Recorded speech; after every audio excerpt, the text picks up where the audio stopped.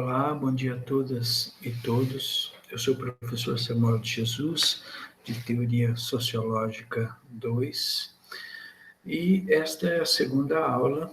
Na aula passada, nós lidamos com o texto Aparelhos Ideológicos de Estado, de Louis Althusser, e nesta semana nós trabalharemos Antônio Gramsci, os intelectuais e a organização da cultura. Tanto Althusser quanto Gramsci são dois autores importantes porque nós começamos o nosso curso a trabalhar a questão da educação, o fazer educativo e a importância da educação, sobretudo agora, a partir do texto de Gramsci, em relação à formação dos intelectuais, mas que também está presente no texto de Louis Althusser. Então, nós começamos Teoria Sociológica 2 a partir dessa premissa. Discutir primeiro a educação, o papel dos intelectuais e, enfim, vamos em frente. Esclarecendo algumas dúvidas que surgiram, ambiguidades a partir de duas falas distintas minhas em relação aos trabalhos, aqui eu vou definir basicamente o seguinte: toda semana vocês terão, por exemplo, da aula de hoje, quarta-feira, dia 26 de agosto de 2020, vocês terão uma semana para elaborar uma síntese reflexiva, 2 parágrafos apenas, mas que é uma síntese reflexiva não somente da aula, mas também da leitura do texto, onde evidentemente vocês não usarão as minhas afirmações no texto, mas o texto tem que partir da reflexão autônoma de vocês e também da leitura autônoma de vocês, certo? Compreendido? Muito bem, então. Vamos começar, então, com Antônio Gramsci, os intelectuais e a organização da cultura. Eu deveria ter passado para vocês também a parte inicial do texto, que é esta daqui, que é a formação dos intelectuais, que está na página 3, da página 3 à página 23 desse texto que eu passei para vocês. Porque nesse texto 3, eu vou começar por ele, já iniciando a aula, basicamente, este texto 3 fala sobre o conceito de intelectual orgânico para Antônio Gramsci. Eu espero que, já nesse momento da graduação, você já tenha uma ideia do que vem a ser um intelectual orgânico. Se não tiver, é necessário que compreendam e reconheçam este conceito importantíssimo para uma formação em ciências sociais. Muito bem, então, tomando um cafezinho aqui, estamos pela manhã, está frio ainda em Campo Grande, eu gravo essa aula na segunda-feira de manhã, né? E só disponibilizarei essa aula para quarta-feira, então, enfim, já está frio em Campo Grande, muito bem.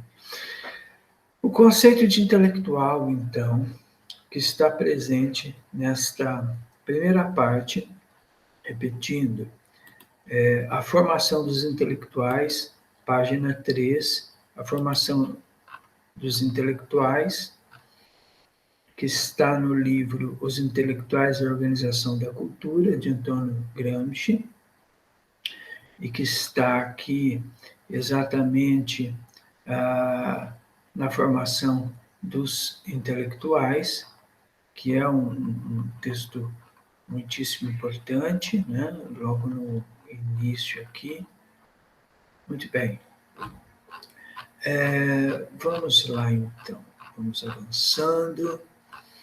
Eu fiz algumas anotações, como vocês verão, né? Basicamente.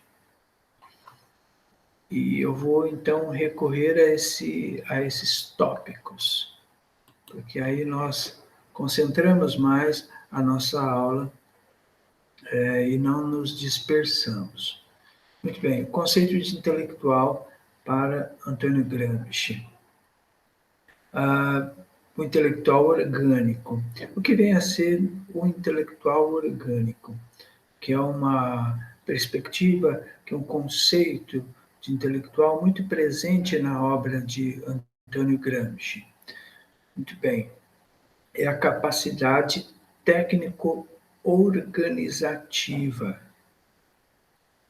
que uma pessoa possui, ou seja, uma capacidade técnica para organização de um grupo, de uma classe social.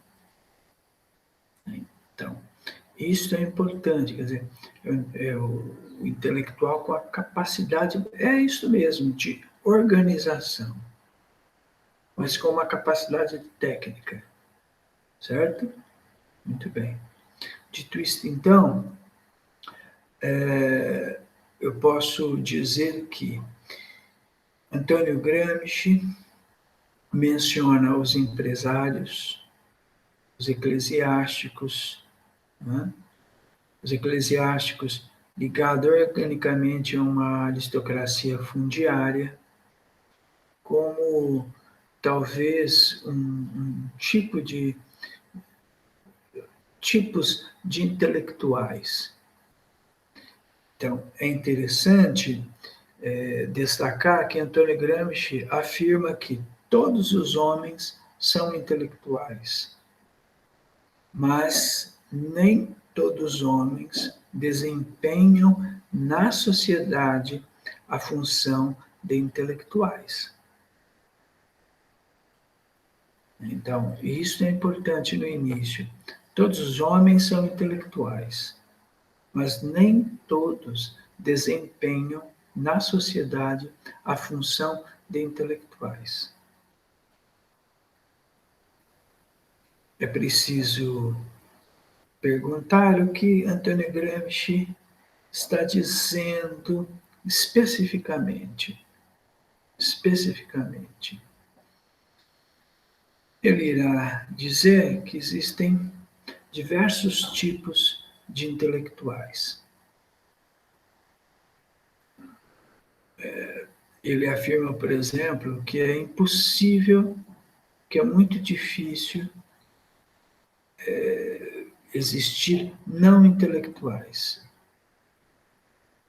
Porque, basicamente, todo mundo pensa, todo mundo reflete, todo mundo tem, ainda que uma noção muito limitada, mas possui uma visão, ainda que não tão elaborada e não tão desenvolvida, possui uma concepção sobre o mundo.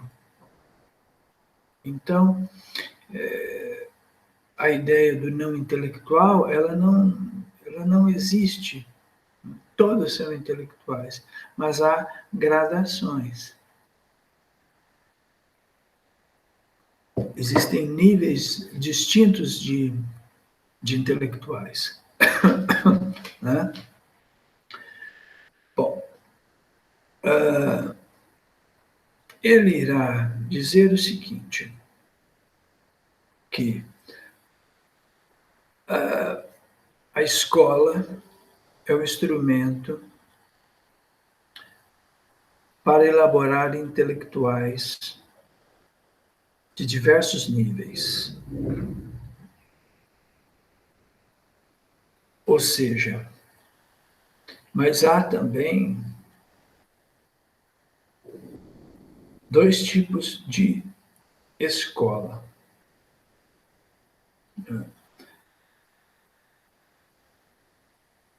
e que também cada escola divide ou faz uma separação entre distintos níveis intelectuais. Como assim? A atividade intelectual é dividida em graus: o caráter manual e o caráter instrumental.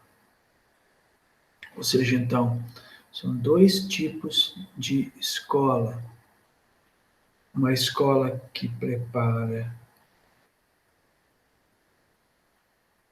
o indivíduo para o trabalho, para uma função manual, e há uma outra escola, a escola instrumental, que prepara indivíduos para exercerem atividades intelectuais que serão utilizadas em funções diretivas.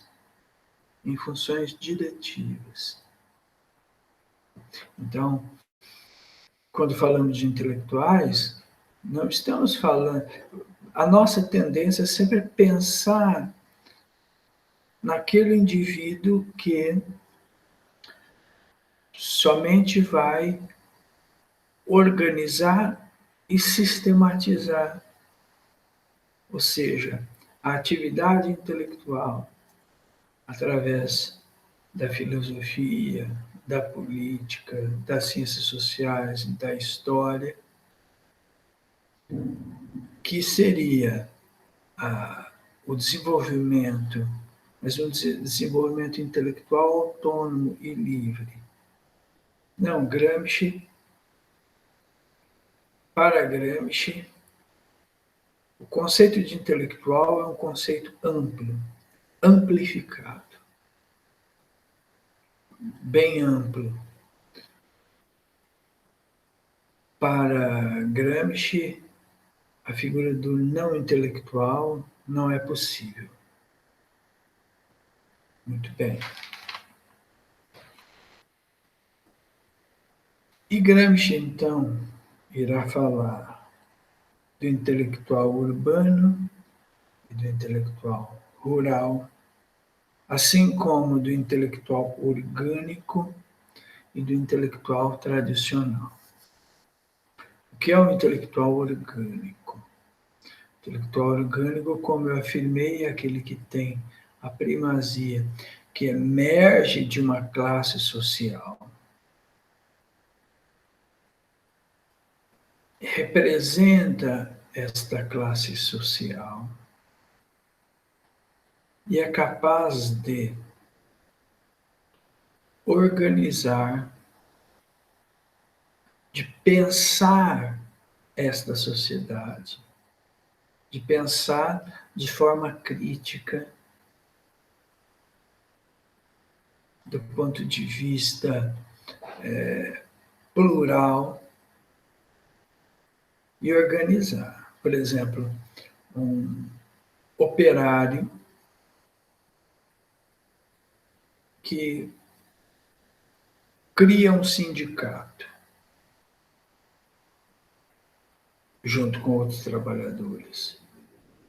Esses trabalhadores criam o sindicato. E o sindicato é uma instituição que representa os trabalhadores no embate e nas reivindicações salariais por melhores condições de trabalho. Esse é um intelectual urbano e orgânico.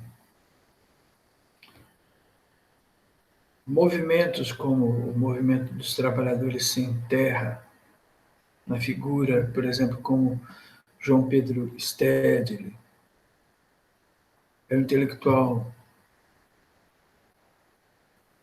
orgânico, mas rural, ou seja, capaz de criar um movimento campesino, de trabalhadores rurais, na reivindicação pela terra. É um exemplo de intelectual orgânico e rural. Mas para Gramsci, existe a figura do intelectual tradicional. Quem é o intelectual tradicional? Ele também representa uma classe, mas ele é, não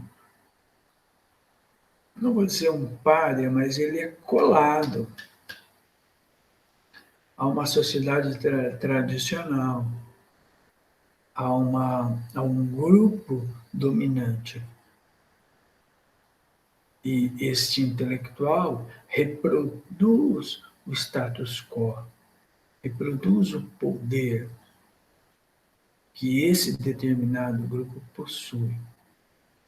É o caso, por exemplo, da Idade Média, e aí a associação entre clero e a nobreza, e aí há uma aliança, e esses intelectuais, por exemplo, da Idade Média, eles se recrudescem e eles defendem, por exemplo, quando Jacques Bossuet escreve sobre o direito divino do rei absolutista de governar porque é um ungido, é um escolhido por Deus, Bossuet é um típico intelectual que Gramsci chamaria de intelectual tradicional, que é alguém que defende uma classe social dominante. Não só defende, mas ele opera, ele age, ele produz, né, uma atividade intelectual voltada à manutenção deste grupo no poder. Certo? Então, duas oposições de intelectual orgânico e de intelectual tradicional. Então, essa noção, procurem saber mais. Eu estou colocando alguns textos, alguns artigos importantes. Seria muito interessante que, além do texto de Antônio Gramsci, vocês recorressem a artigos também. Porque, às vezes, o texto original, vejam, vejam, eu sempre defendo que vocês devam sempre estar em contato com a fonte, com o livro, assim. Não ler interpretações dos clássicos.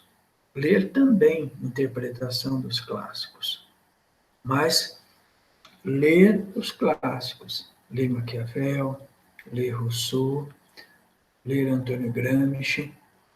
Eu sempre digo o seguinte, que vocês já na graduação, isso já deveria ser feito no ensino médio, desde ali a infância, mas seria importante vocês montarem uma biblioteca, por que não? Muito, e comprando os livros, nós temos os sebos, nós temos aí até a estante virtual, que vocês pedem os livros, tem vários preços, enfim, e ter os livros, montar uma biblioteca, né? Vocês estão aí no curso de graduação de Ciências Sociais, se não fizeram, já isso demorou. Eu tenho a minha biblioteca, mas como eu estou recebendo, né, visita em casa, o quarto virou, o meu escritório virou o quarto onde eu estou recebendo, né, a visita. Então eu vim para a sala para gravar as aulas. E, então eu tenho a minha biblioteca. Vocês verão assim nas próximas aulas, sempre minha biblioteca no fundo. E eu sempre, nas aulas, sobretudo online, eu pego os livros ali da minha biblioteca para mostrar para vocês. Algum livro que eu, talvez na aula eu pense e falo, tem esse livro, aí eu vou lá e puxo. E vocês verão isso brevemente. Mas, enfim, então vamos seguindo. Esta primeira parte, sobre o que são os intelectuais, que é sobretudo o intelectual orgânico, é praticamente uma obrigação necessária para voltarmos àquela parte que eu indiquei inicialmente, que é essa parte aqui da organização da cultura, né? A organização da escola e da cultura, a partir da página 117 ali. Bom, mas eu não queria partir para a página 117 exatamente agora. Como eu fiz uma descrição sobre o que vem a ser os intelectuais na obra de Antônio Gramsci, neste momento eu gostaria de refletir sobre o papel do intelectual, sobre a formação de vocês, mas dizendo inicialmente como foi a minha formação intelectual e o que eu sempre entendi como que vem a ser o intelectual.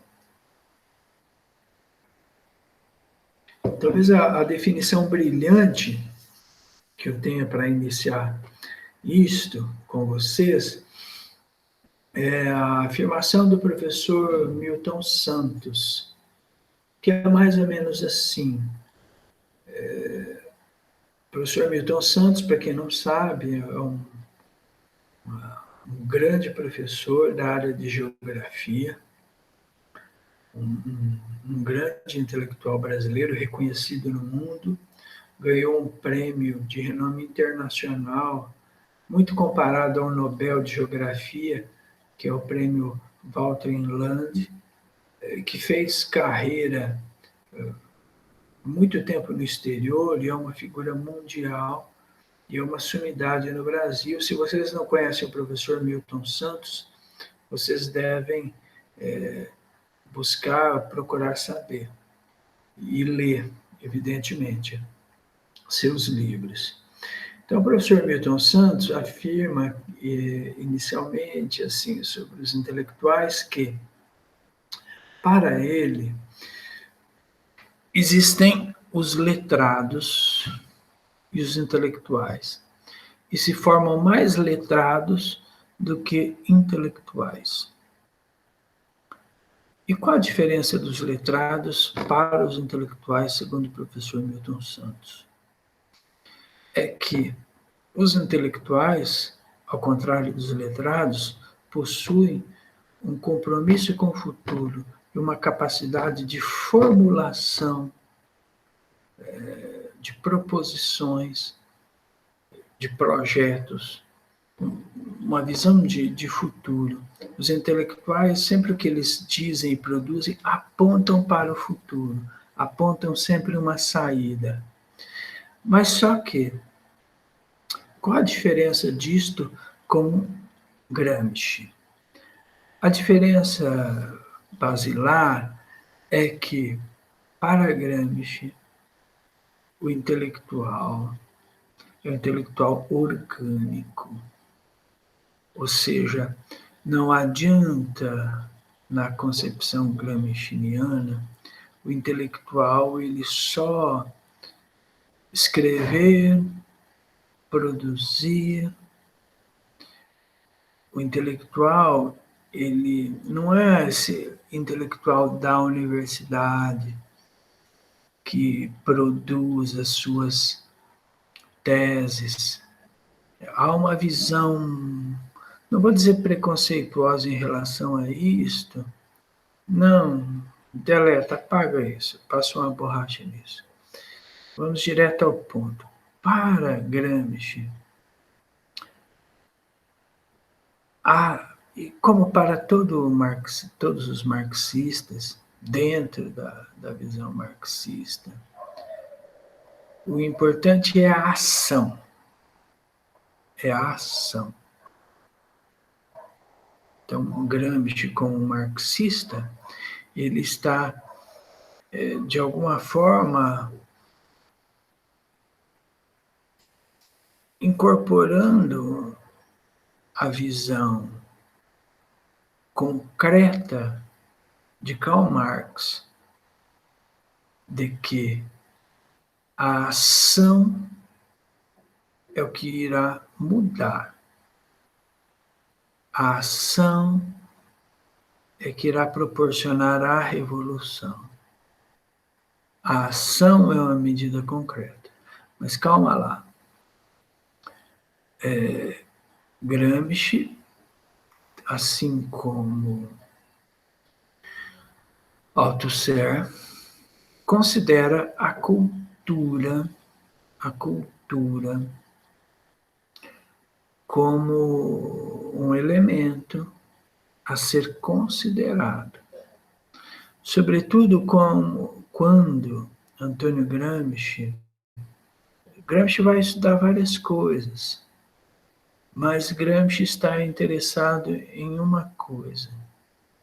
Por exemplo, como a burguesia constrói a sua hegemonia. Então ele vai investigar e vai procurar entender. E ele percebe que a burguesia, as camadas dominantes da sociedade capitalista moderna, utiliza a cultura, que é algo que Max Weber, no início do século, na passagem do século XIX para o século XX, tinha chegado a esta conclusão. E que a cultura, pelo viés religioso, foi desconsiderado por Karl Marx. Quando Karl Marx afirma que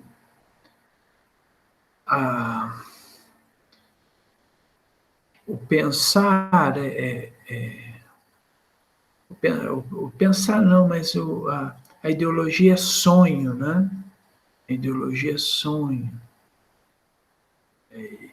A ideologia é um aspecto subjetivo e que não irá mudar a realidade, porque não é uma ação concreta.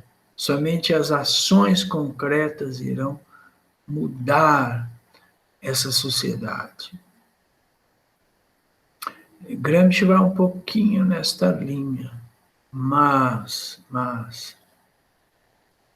Gramsci, ao tentar entender como a elite burguesa, capitalista, moderna constrói a sua hegemonia, ele vai se deparar com a dimensão cultural. E aí há uma convergência entre esse texto de Antônio Gramsci, os intelectuais e organização da cultura, com o Althusser, Aparelhos Ideológicos de Estado, que é a escola. A escola, e a escola se entende pelo ensino Fundamental 1, Fundamental 2, ensino médio, ensino superior, universidade. Ou seja, a escola, ela irá reproduzir o pensamento dominante.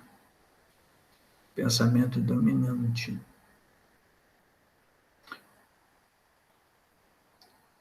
É aquilo que Althusser fala de a reprodução das condições de produção.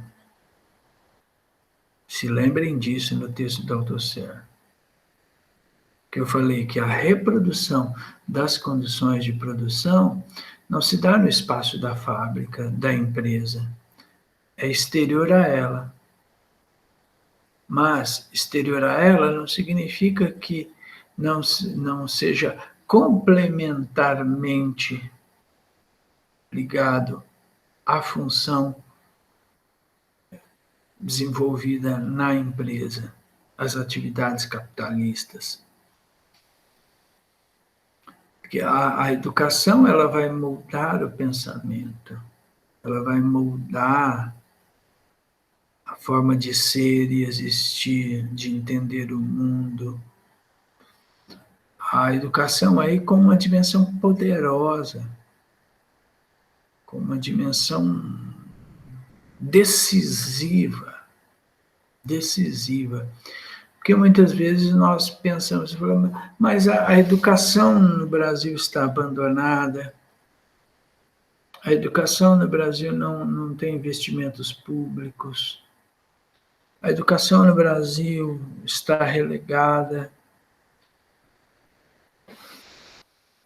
mas isso não quer dizer que a elite não esteja com todas as suas atenções voltadas ao que ocorre na escola. Vocês querem um exemplo disto? O programa Escola Sem Partido. Como surge o programa Escola Sem Partido? Eu escrevi sobre isso em um livrinho chamado Reveses da Democracia Brasileira, a história do golpe de 2016, que é um livro que eu disponibilizei. Ontem ou antes de ontem eu cliquei no link dos meus livros, não deu. Eu tenho que ver o que está ocorrendo. É possível que vocês... Mas esse livro foi disponibilizado na página do Google. Aí, essa página de vocês, Google Classroom. Muito bem. Então, o programa Escola Sem Partido, como surge o programa Escola Sem Partido? Porque eu estava falando para vocês que as elites sempre estão de atenção, sempre estão atentos em relação ao que acontece no espaço escolar. Uma demonstração disso é o programa Escola Sem Partido. Como surge o programa Escola Sem Partido? Após o quê? Ora, ocorreu ali no ano de 2014, 2015, quando o governo Alckmin, em São Paulo, Geraldo Alckmin, deixou claro que iria fechar aproximadamente 90 escolas que fazem parte da rede estadual de educação de São Paulo. Bom, ocorreu um movimento de ocupação das escolas por esses estudantes, porque o governo ele já começou a mudar os alunos de lugar, colocando esses alunos em escolas longe do seu bairro, longe da sua casa, onde o aluno tinha que pegar ônibus para chegar. Isso trouxe um transtorno às famílias que tinham a escola ali no seu bairro e a escola fecharia. Então, esses alunos ocuparam essas escolas. As escolas permaneceram paralisadas.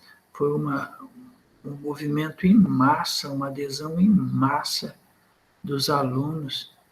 E as aulas ficaram paralisadas porque os alunos ocuparam e fizeram um movimento espetacular e maravilhoso de resistência ao fechamento dessas escolas. E o que ocorreu? Na sequência, a elite afirmou: olha, esses alunos estão fazendo isto motivados e conduzidos por partidos políticos. Eu fui professor da rede estadual de ensino de São Paulo por 8 anos, inclusive num período anterior a este movimento, eu vou dizer para vocês,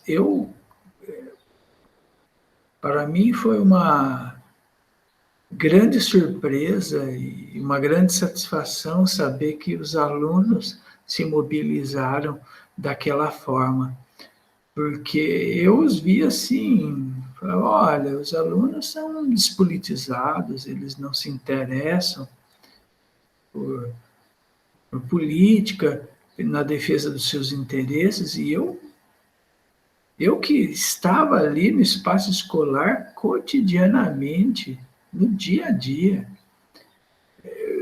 me vi surpreendido, né, e feliz também com a imensa mobilização, a defesa dos alunos da sua escola, da escola do seu bairro.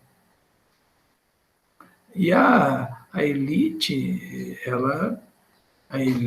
né, dirigente, ela pensou, falou, olha, existem os partidos, os professores de esquerda ali doutrinando os alunos, quando, na verdade, isso não ocorria. Quem está no espaço escolar, vivenciando o cotidiano, sabe que é difícil, inclusive, dar aula. Você tem que ser um professor que tenha muito, sabe, muito jogo de cintura para você dar simplesmente uma aula que deverá fazer a cabeça dos alunos. Isso é muito difícil. Educar o basique já é difícil. É, ensinar e fazer a função ali básica do professor já é difícil. Imagina então doutrinar. É uma, é uma completa é um completo absurdo, é uma afirmação de quem não vivencia o espaço escolar, quem não está na escola. Porque quem estava se surpreendeu como eu me surpreendi. Professor, 8 anos, quase 10 anos da escola pública. Muito bem, então, e a elite, a partir dessa mobilização, que se estendeu por Paraná, se estendeu por Goiás, se estendeu por vários estados, quer dizer, começou em São Paulo, foi o epicentro, né, em São Paulo, mas se espalhou por Goiás, pelo Paraná, com a paralisação praticamente de todas as escolas, né, ou da maior parte das escolas. Foi um movimento muito bonito. E é claro que a elite tentou reagir a isto, e uma dessas reações foi o programa Escola Sem Partido, enterrado pelo Congresso Nacional esta semana. Nesta semana, não, desculpa, declarado inconstitucional pelo Supremo Tribunal Federal nesta semana. Esta semana. Procurem ler no que consiste o programa Escola Sem Partido. Então, é importante não só falarmos, mas eu li o documento, o projeto do programa Escola Sem Partido. É bom que vocês lessem também. Bom, então, dito isto, é feita uma preparação para seguirmos a partir aí da página 117, né, que é esta a organização da cultura, a organização da escola e da cultura. Muito bem. A divisão da escola em clássica e profissional. Isso dentro de um esquema racional.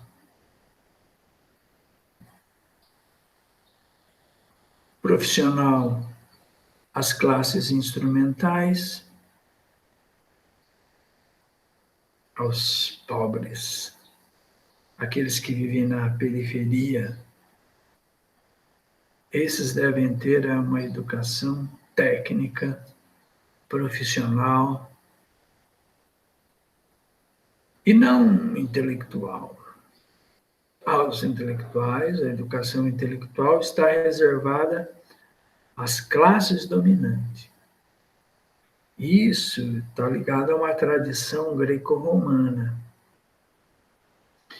Então, é um pouco isso que nós temos que pensar quando o novo ensino médio defende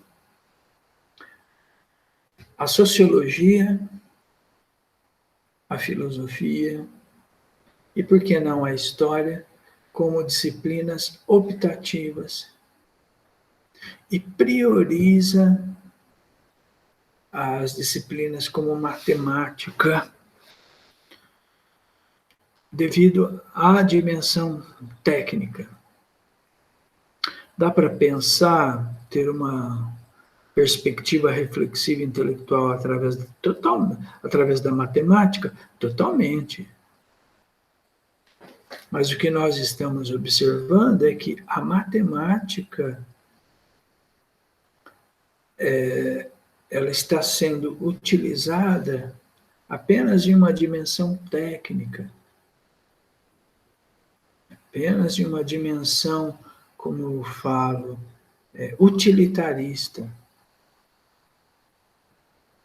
Porque é possível refletir e pensar criticamente através da matemática, pensar inclusive a dimensão política, totalmente. Totalmente. Bom, sobretudo na geometria, por exemplo. Mas há uma visão sobre a matemática que é uma visão reducionista, onde se prioriza uma dimensão técnica. Agora, em história, sociologia e filosofia, isso não é palatável. Isso não dá para ser feito. Talvez dê para ser feito em matemática. Tá? Então, vamos lá. Esta divisão se deve ao desenvolvimento de uma base industrial do século XVIII e XIX, ou seja, quando a Revolução Industrial, a partir do século XIX, as revoluções técnicas. E a Revolução Industrial nada mais é do que uma revolução técnica, que é você agregar valor a produtos, por exemplo, como o algodão, transformar o algodão em tecido, transformar a lã da ovelha em tecido, ou seja, agregar valor, manufaturar, transformar, agregar valor. E se você agrega valor, você vende um produto industrializado, a sua balança comercial é sempre superavitária, ou seja, ela nunca terá déficit, ela sempre será, em tese, terá superávit, porque você comercializa o produto industrializado. Essa é uma regrinha bem básica. Então, a partir da Revolução Industrial, sobretudo no século XIX, e a partir também da segunda Revolução Industrial, que não é mais atividade manual, nem o vapor, na segunda Revolução Industrial nós teremos a eletricidade, e a segunda Revolução Industrial ela é promovida nos Estados Unidos, pelos Estados Unidos, com a introdução, por exemplo, da eletricidade. Então, sobretudo como a segunda revolução, como aprimoramento da primeira revolução industrial, neste aprimoramento nós teremos uma demanda pelo aprimoramento técnico. Então, para a burguesia é essencial a criação das escolas politécnicas, de diversas escolas que fossem um suporte a esta revolução industrial. E aí, então, nós temos a necessidade de uma educação, sobretudo de uma formação intelectual, mas técnica, a serviço das empresas. Que não é aquela formação intelectual, ao ponto de questionar, a partir de uma reflexão crítica, a atividade industrial, as contradições sociais geradas pela atividade intelectual. E questionando até mesmo o modo de produção. Esta atividade intelectual estava sobre o monopólio da elite burguesa. Por isso que, até o presente momento, a dimensão crítica da educação e reflexiva, ela é necessária na constituição de uma sociedade, ainda que democraticamente burguesa, né, mas algo necessário. Porque se pensarmos, embora a democracia seja burguesa, mas a democracia ela tem a capacidade também de de proporcionar alguns limites à empresa, à indústria, para que a política não esteja na esfera privada, esteja na esfera pública. Com a Revolução Francesa, nós fundamos a esfera pública. Lembrem da última aula, quando eu dou a definição de povo, como surge essa categoria, o povo, como ela, que a partir da Revolução Francesa, nós podemos falar em povo e nós podemos falar em esfera pública, a partir da Revolução Francesa. Porque aí o poder não emana mais do rei, o poder emana do povo. Ou seja, o povo é o soberano, é a vontade popular, é a vontade pública, é a esfera pública de todos, porque cada indivíduo é autônomo. Cada indivíduo deve ter conhecimento, deve ter acesso à propriedade. Isso vai autonomizar o indivíduo, que é livre inclusive para escolher os seus destinos, mas que se soma aos demais indivíduos, cidadãos, e conjuntamente estabelece um contrato, um pacto social. E esse pacto social, a gestão desse pacto social, é fundamental para a gestão pública, porque quando alguém é eleito, escolhido delegado, cabe a esse delegado do povo gerir aquilo que é de todos. Não caberá a ele exercer o seu poder privado. Então, aí nós temos o nascimento da esfera pública, que embora seja burguesa, mas que nasce dos ideais da Revolução Francesa, e que é por uma classe burguesa sempre tensionada, né? A alta burguesia sempre quer ter o controle e o monopólio dessa esfera, ou subverter essa esfera pública à sua para a sobreposição da sua esfera privada. Sua esfera privada. E aí volta ao autosser. Se essa burguesia possui o controle do aparato estatal, do aparelho estatal, então a luta de diversas classes, de distintas classes, é pela tomada desse Estado. Certo?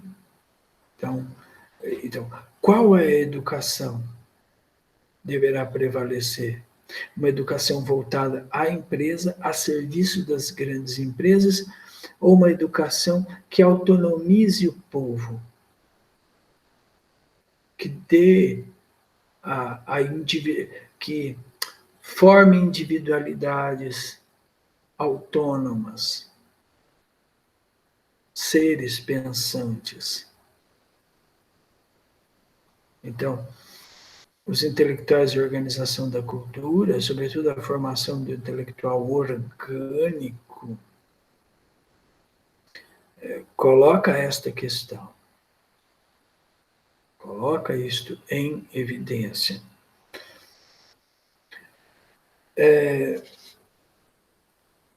A tendência em abolir uma escola desinteressada, intelectual e formativa, reduzida somente à elite.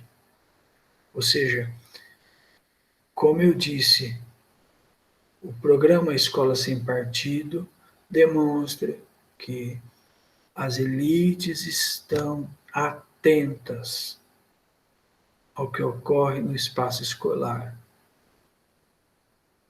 É por isso que está aí circulando na internet um meme do Darcy Ribeiro dizendo que a falência da escola pública é um projeto. E é mesmo. E é mesmo. Nós só chegamos a este caos político que vivenciamos na atualidade devido à falência da educação pública. Então, porque se você pensar que esta educação que Gramsci chama de formativa, desinteressada quer dizer, não é uma educação útil à burguesia, não é uma educação utilitarista. Você forma indivíduos autônomos, cidadãos, pessoas pensantes, capazes de influir organicamente no sistema. Organicamente no sistema. É evidente que a elite vai fechar as torneirinhas, vai estabelecer a PEC do teto e vai usar a pandemia agora, nesta semana, para impedir o aumento de salários para os servidores públicos, vai impedir, né, o aumento dos investimentos na educação, porque investir no salário do servidor público é você investir em recursos humanos, é o professor, é você valorizar o professor, para que ele se capacite, para que ele se forme, para que ele possa dar, assim, ter uma formação intelectual autônoma. Então você fecha a torneirinha do dinheiro e você estabelece a PEC do teto. Vocês acompanharam, se não acompanharam, deveriam acompanhar. O atual governo ou desgoverno, ele já considera como sobrevivência política a criação de uma espécie de uma renda cidadã, uma renda básica, espécie de um Bolsa Família, é uma extensão do Bolsa Família, porque ele já percebeu que ao gerar essa renda, isso gerará uma popularidade ao governo. Mas só que os setores, os representantes do mercado, não querem isto, porque isto resultará no fim do estabelecimento de um teto de investimentos na área de saúde e educação. Isso foi votado lá no governo Temer, através da PEC 241 e da PEC 55, votada no Senado, que estabelecia um limite para os gastos em saúde e educação. Então, se vocês acompanharam isto, fica muito claro que o projeto esse projeto de destruição e falência do ensino público. Ora, é o que nós estamos vendo aqui em Antônio Gramsci. Ou seja, está dentro dessa discussão de uma educação instrumental, utilitarista, ou de uma formação intelectual dentro da visão russoniana, Rousseau em um quadrado social, que é autonomizar a esfera pública, ou seja, oferecendo ao indivíduo educação para que ele se autonomize. Porque nós estamos falando da constituição da esfera pública. E desde a Revolução Francesa, desde o período da Revolução Industrial, sobretudo tensionado pela Revolução Industrial, e a necessidade da criação de uma formação técnica,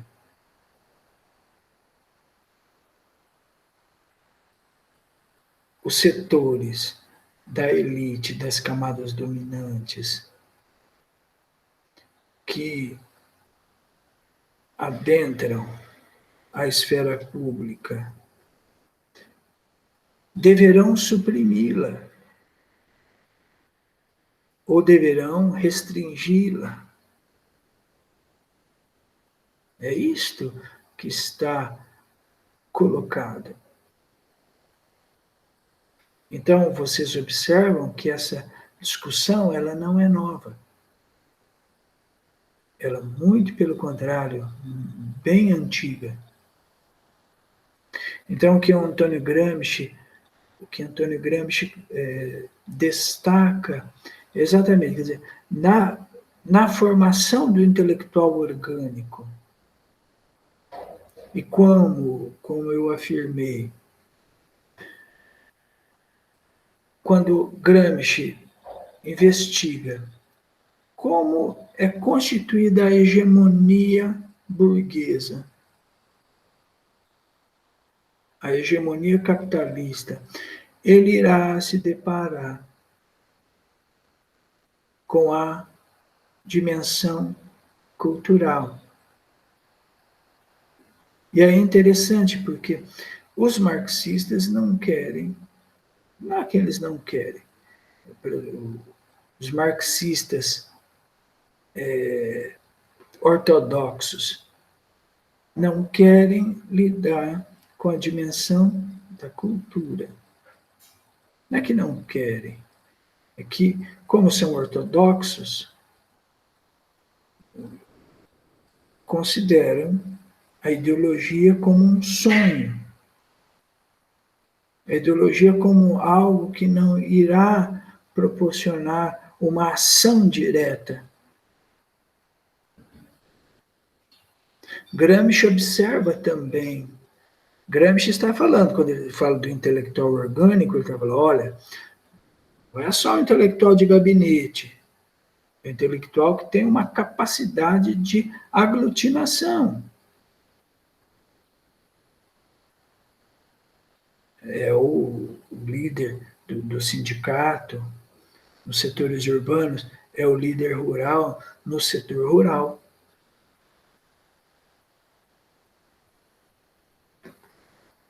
tem essa, ainda que seja analfabeto, ou seja, o intelectual, segundo Gramsci, ele não se ele não se constitui a partir do letramento, mas de sua consciência, da sua capacidade organizativa, técnica, né? De organizar o seu grupo, a sua classe social.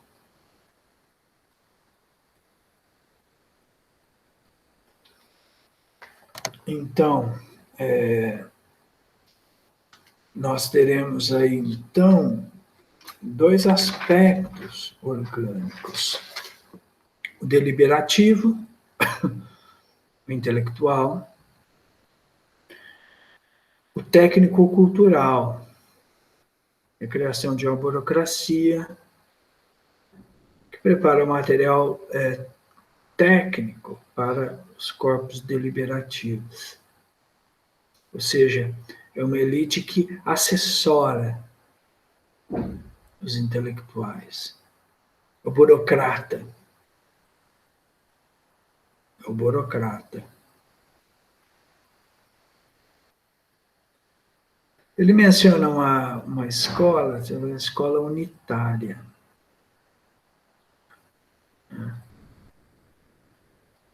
E aí ele afirma o seguinte, que a escola unitária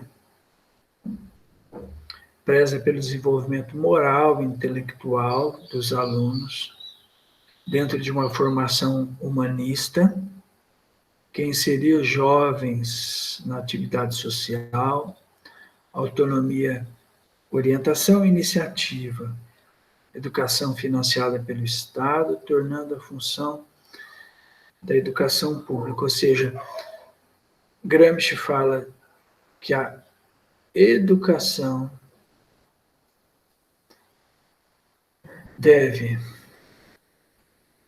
ser financiada pelo Estado. Mas ele está pensando do Estado como o Estado que engendra a esfera pública.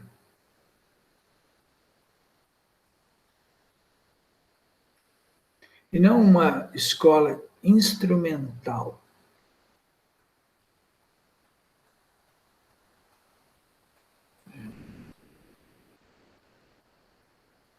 Tipo que nós temos em São Paulo o Senai, ou as ETECs, as escolas tecnológicas.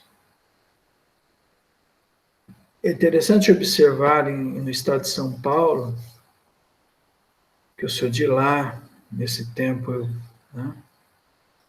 vivia lá, se investiu muito na educação, mas na educação técnica.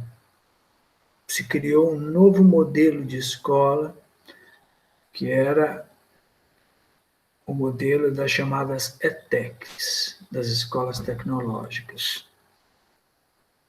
Os professores tinham uma remuneração melhor, maior. As condições de trabalho eram melhores.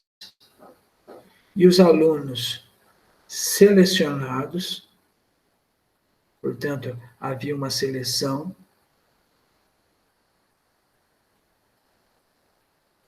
E praticamente em todos os municípios do estado de São Paulo, todos os municípios do estado de São Paulo possuem, não vou dizer todos, mas pelo menos os grandes centros, as grandes cidades, a partir de 100, 200 mil habitantes, possuem ETECs.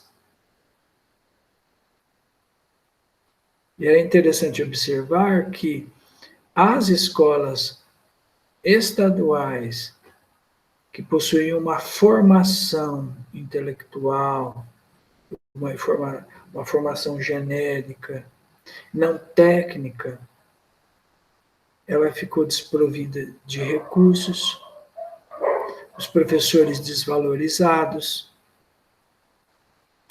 péssimas condições de trabalho.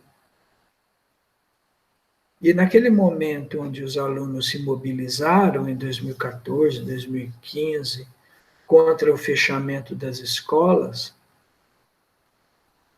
quer dizer, foi um momento onde havia uma defesa dessa educação, né, dessa escola mais unitária, né, de uma formação que Gramsci chama de deliberativa, ou seja, uma formação intelectual.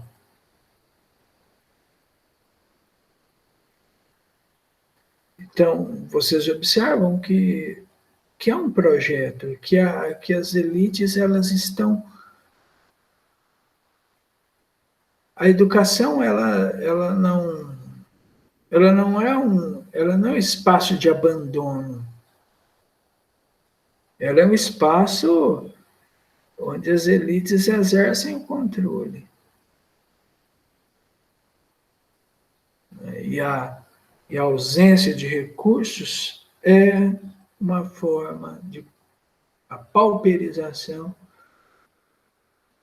Trata-se de um projeto. Tá bom? Então, Antônio Gramsci, os intelectuais e a organização da cultura, a formação dos intelectuais, o papel das escolas. Essa parte da organização da cultura, a organização da escola e da cultura, nesse texto eu não lidei com aspectos pontuais do texto, porque ele fala da formação de uma escola europeia. Então, para mim, seria mais importante você falar de uma educação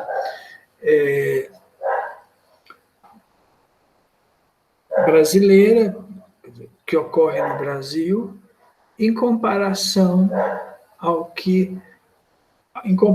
à descrição ali do texto de Gramsci. Ao ler, vocês estabelecerão paralelos, como eu fiz. Então, seria muito chato ir ponto a ponto, e seria também estranho. Mas o que Gramsci está falando dessa divisão entre uma escola técnica e uma escola intelectual, e entender o projeto das elites para isso, e entendendo que, para as elites, sobretudo capitalistas, possuírem a sua hegemonia, na constituição da sua hegemonia, torna-se mistério, torna-se fundamental organizar a cultura, mas, sobretudo, que Althusser chamou de aparelho ideológico de Estado. A escola é um aparelho ideológico de Estado, e a escola é um espaço de luta de classes. Isso é perceptível. Bom, então, terminamos por aqui. Um grande abraço a vocês, tudo de bom. Leiam esse texto de Antônio Gramsci, e na semana que vem, falando para vocês, eu quero uma síntese reflexiva, algo não muito extenso, apenas 2 parágrafos, que não seja apenas a síntese da minha fala, mas também uma síntese do texto, aula e texto. Tá bom? E aí vocês podem fazer e entregar no meu e-mail, samuel.jesus@ufms.br. Um grande abraço para vocês, tudo de bom. Mantenham quarentena, cuidado com a Covid. E estamos no pior momento, mais de 1.000 pessoas mortas por dia. Talvez nem chegamos no pico ainda. Então, não marquem bobeira. Se mantenham firmes e fortes e vamos lá. Um grande abraço a vocês. Tudo de bom.